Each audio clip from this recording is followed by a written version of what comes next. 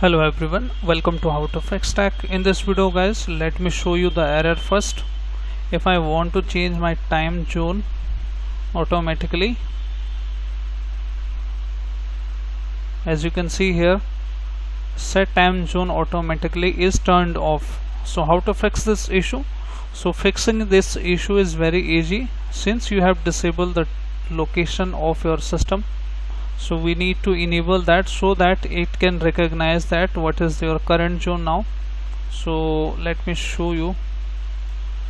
You need to press Windows plus I button, or you can go through this way. Now go to privacy option. Now in here guys, look for the location. Once you look for location, click on this option. Location for this device is off.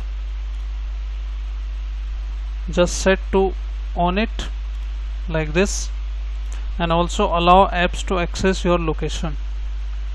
Just turn this on. Now you're good to go. Go back, time and language. Now you can see set time zone automatically is normal now, and it has selected automatically time.